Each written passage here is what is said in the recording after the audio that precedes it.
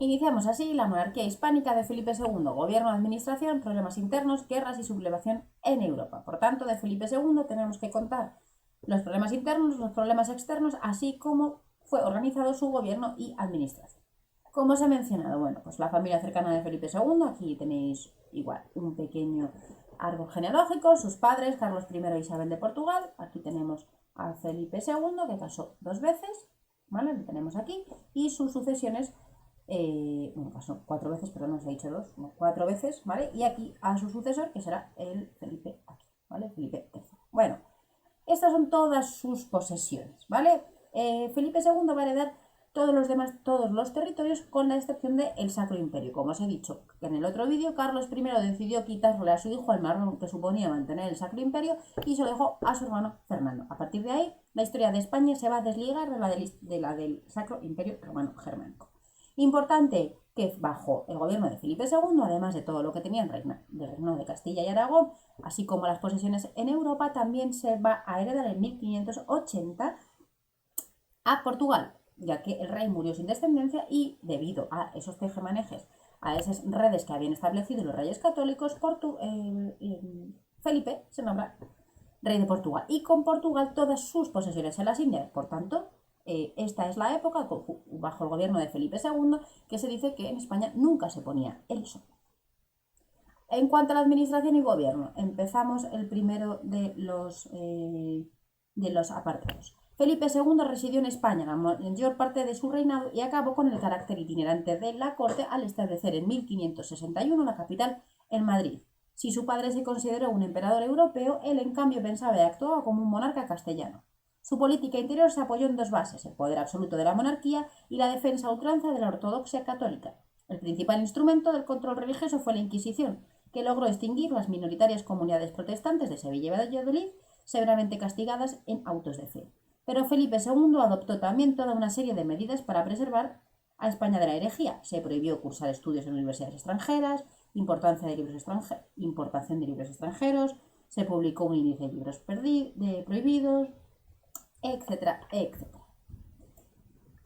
En cuanto al modelo político de los Austrias, ¿vale? En esta época se llama polisinodial. Esa palabra tan extraña se resume en este esquema que tenéis aquí.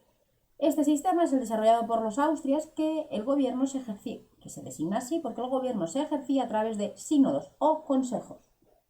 Fueron los reyes católicos los primeros en instaurar estos consejos, el de la Inquisición, órdenes, el de Aragón, etc. Pero el desarrollo del sistema fue obra de Carlos I y sobre todo de Felipe II, con esta estructura que tenéis aquí. Os voy a destacar algunos de ellos. El Consejo de Estado estaba presidido por el propio rey e integrado por personalidades de los diferentes reinos y representaba el principio de unidad de la monarquía por encima de los demás consejos. Sus competencias incluían los asuntos más importantes como la política exterior, declarar una guerra o firmar la paz y todo lo relacionado con las grandes cuestiones de Estado. Y luego se encontraban todos los consejos territoriales, cuyo cometido eran los asuntos específicos de cada reino o territorio, que eran, pues eso, un exponente de la gran diversidad de la monarquía. El más importante era el de Castilla, que tenía más funciones que el resto, porque además de encargarse de los asuntos de la corona, asumía competencias de gobierno muy amplias y variadas, pues en temas económicos, religiosos, culturales, etc. Y actuaba como Tribunal Supremo de Justicia. Luego tenemos el Consejo de Aragón, Indias, Italia, Flandes, Portugal, etc. Y luego tenemos los consejos técnicos o temáticos, que tenían funciones específicas sobre ámbitos que requerían una atención particular como Inquisición, Hacienda, Guerra, Cruzada, órdenes, que esos van a ir variando en función de los diferentes reinos. Todos los consejos tienen un doble cometido: elevar informes denominados consultas al rey para que tomara la decisión oportuna y resolver por delegación del rey los asuntos de su jurisdicción territorial o de su ámbito. Los secretarios de los consejos actuaban como enlace entre el monarca y el consejo al que pertenecían, y el secretario del Consejo de Estado era al mismo tiempo secretario personal del rey. Esta es la parte más importante.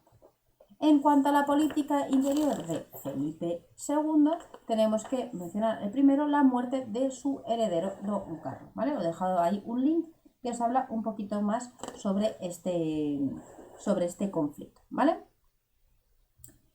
Bueno, este conflicto básicamente, su personalidad nos ha llegado, bueno, pues lo que pone ahí, desfigurada por el silencio de los eruditos, la perniciosa influencia de la leyenda negra y la mistificación de la ficción literaria. Básicamente, Don Carlos, bueno, hay mucho de leyenda negra en esta época, tenía al parecer brotes de locura y empezó a conspirar contra su padre, por lo cual fue encarcelado y apareció muerto un día. La leyenda negra nos dice que fue el propio Felipe II el que lo mandó a matar, pero sin embargo no sabemos la verdad. Entonces, esto obviamente pues no quedó muy bien en todo eso. Otro conflicto con su secretario, ¿vale? Que es Antonio Pérez. Antonio Pérez era secretario de Felipe II, ¿vale? Debido a diferentes, no voy a entrar mucho, ¿vale? Pues fue acusado de prevaricación y por la muerte del secretario Juan de Austria, que era Escobedo, líos de faldas de por medio, etc. Fue acusado de prevaricación y de asesinato, ¿vale? Sin embargo, logró huir a Aragón. Allí se acogió a la protección del Justicia Mayor. Como Felipe II no podía violar los fueros aragoneses, acusó a Antonio Pérez de un falso delito de herejía para que pudiera detenerlo la Inquisición. Recordad que la Inquisición era el único consejo, la única institución que fue creada con los reyes católicos que aplicaba de la misma manera a Castilla que a Aragón. Entonces era importante porque solo acusándole de herejía el rey podía meterse en los asuntos de Aragón. Los aragoneses consideraban esto como una intromisión de la monarquía y una violación de los fueros y privilegios de Aragón, por lo que el pueblo se amotinó e impidió el traslado de Antonio Pérez a la cárcel inquisitorial. Se iniciaron así las alteraciones de Aragón, que se llaman. Bueno, la respuesta de Felipe II fue contundente. Envió un ejército para restablecer el orden y mandó ejecutar a la justicia, que había encabezado la protesta. El rey reafirmó así su poder y estipuló que en lo sucesivo correspondería al monarca designar al Justicia Mayor, para que no pasara lo que había pasado. Antonio Pérez, sin embargo, consiguió huir a Francia y difundió graves acusaciones de abusos y crímenes contra Felipe II, que sirvieron de base, junto a otros testimonios, para la elaboración de la leyenda negra de España en Europa.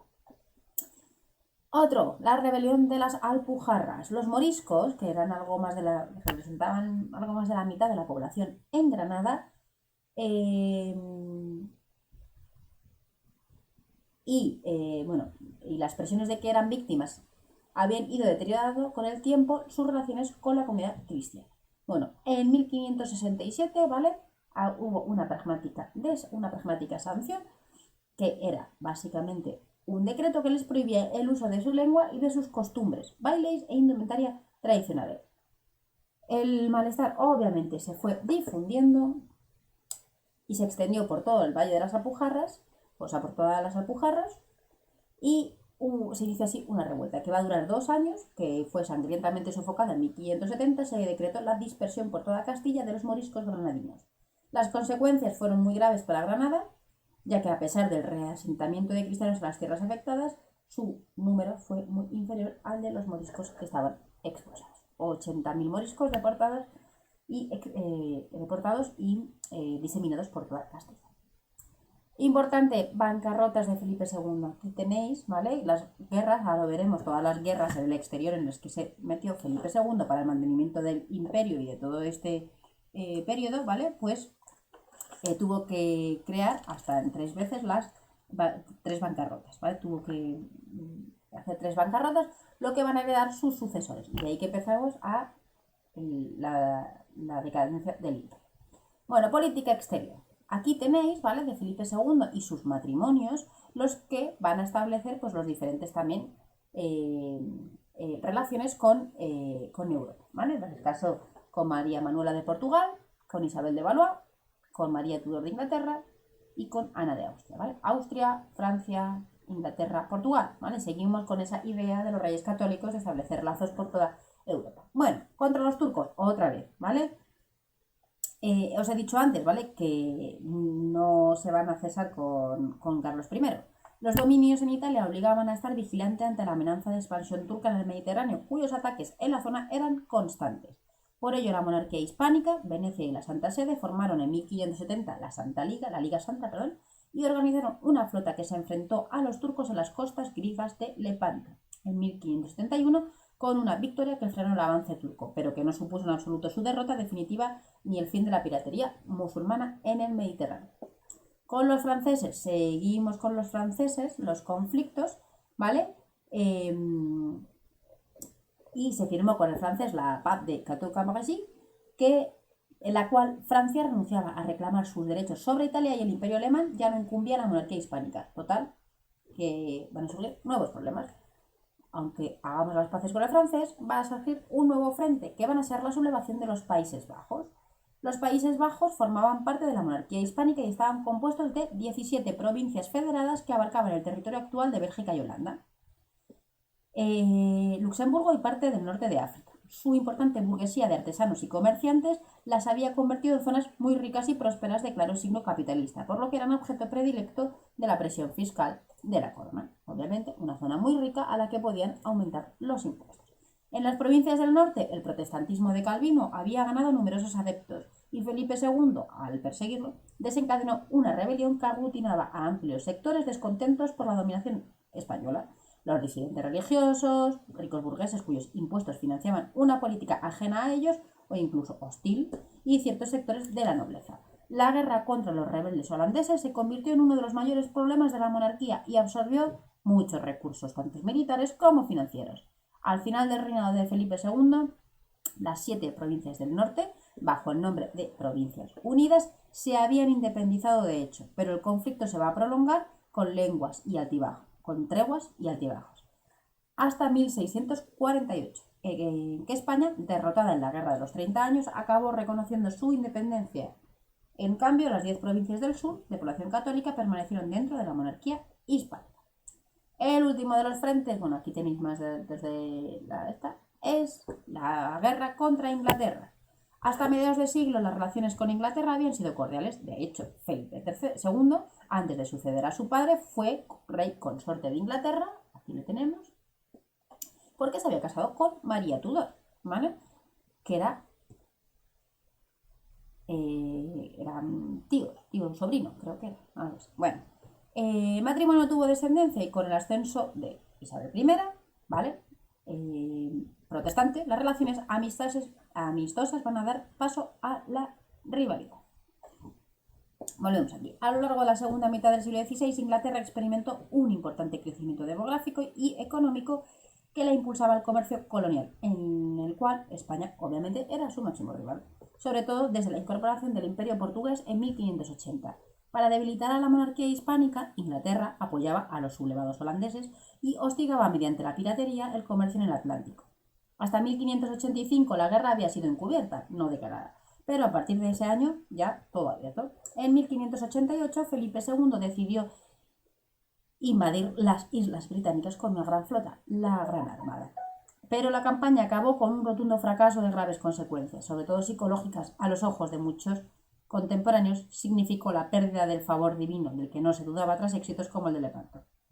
La paz con Inglaterra no sería posible hasta 1604, tras la muerte de Isabel I, ya en el reino de Felipe III. Y aquí tenéis la razón por la cual Portugal se procede a la Unión Ibérica con